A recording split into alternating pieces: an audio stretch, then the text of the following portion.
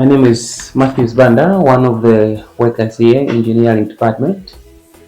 I just want to wish our listeners Happy New Year, my family, everybody who has been supporting the radio. Don't forget to be together next year. Love the radio. We know you love it, but love it more so that we succeed in our mission. Thank you so much. Dzina langa ndi Lazarus Zondwayo Mgomezulu, mmodzi mwa amene ndimatumikira nawo kuno ku radio alinafe ngati mkozi komanso mulutsi wa mapulogalamu.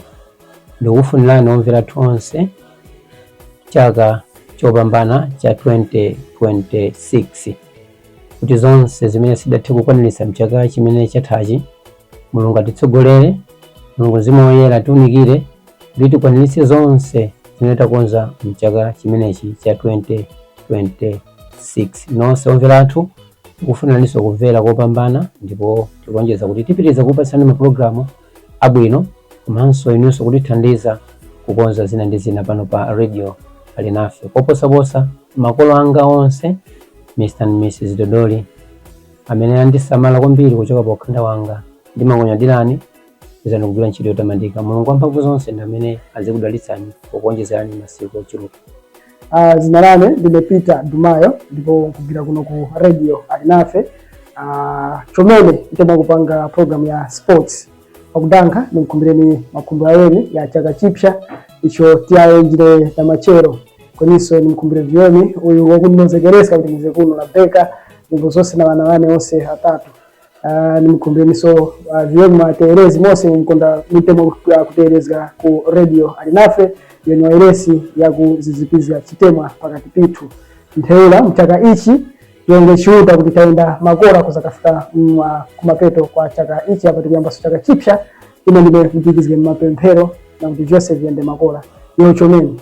Hi, our dear viewers, wherever you are. I'm Titus Jatapiri, working with the Radio Alinafe as a reporter, broadcaster, and also producer. I just want to wish you a happy new year, but mostly let us focus on personal transformation in terms of our spiritual life, our personal life, in different areas of life. And also, I just want to urge you that as we are starting this new year, let us always have that heart of helping, relating to one another, mostly for those people who are facing challenges, mostly in Malawi, whereby the cases of suicide are also rising each and every day. So it's a year of making sure that we do reach out and touch to other people who are facing challenges. And for the Christian life, let us always trust God in everything that we have planned for this year, as far as maybe what we want to achieve. So it's my prayer, and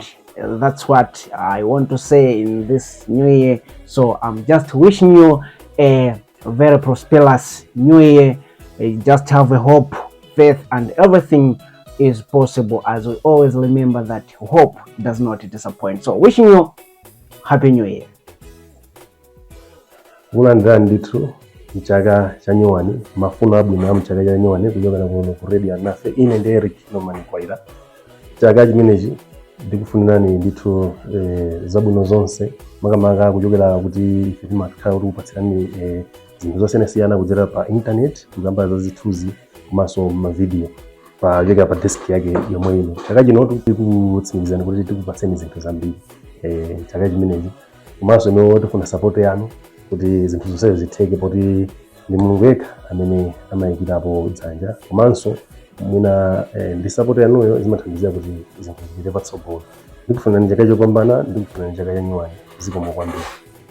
Zikomo kwambiri omvera konse kumene muli pano pa radio alinafe. Tikukufunirani mafuno abwino a chaka chatsopano chikubwerachi, ndipo tingopempha madalitso kuti Mulungu apitirize kutisunga ndi kutiteteza kuti chakachi chikhale chopambana kusiyana ndi chaka chathachi.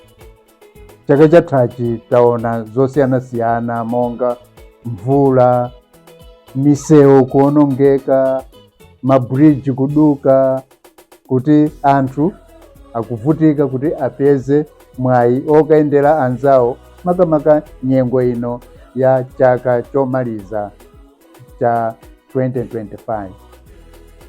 Ndiye ndikufunirani zabwino zonse kuti zimene zachitika chaka chapitachi zikhale ndithu zoti zisationekerenso kudzera mwa mphamvu ya Mzimu Woyera.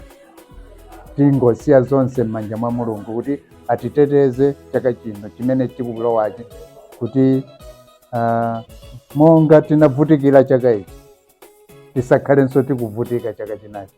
Zikomo kwambiri, tikufunani chaka chabwino chatsopano chikubwerachi. Ndine Gervas Gamadzi, mmodzi mwa volunteers pano pa radio Alinafe. Ine dzina langa ndine Mese Luanja, ndikufunirani chaka chopambana cha 2026. Osayiwalanso tuna mafuno abwino a chaka chatsopano. Mwamuna wanga Crispin Luanja, mwana wanga Nomsa Luanja, makolo wanga Kunchewu. Ndikufuniraniso ndithu chaka chopambana osayiwalanso apongozi yanga kunzimba chaka chatsopano. Zikomo. Ine dzina langa ndi Mithrina Dzele, ndikufunirani mafuno abwino pamene tikulowa chaka chimenechi cha 2026. Tidziwa chaka ichi zinalipo zambiri zimene anthu timafunisisa titachita, koma chaka ichi tisagwere mphwayi, tilimbikire kupemphera komanso tilimbikire kulimbikira zimene tikuchita kuti tikwaniritse. Ndikufunirani zabwino zonse mu chaka chimene cha 2026. Dzina langa ndine Monica Chinyamalipia, ndine mmodzi mwa anthu ogwira ntchito kuno ku radio Alinafe. Ndati ndithu ndafunire mafuno abwino anthu onse amene amamvera radio Alinafe, timawakonda komanso ndithu timawanyadira.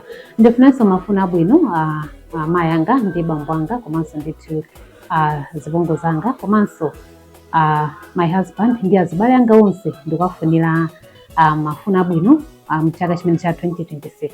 Zikomo kwambiri.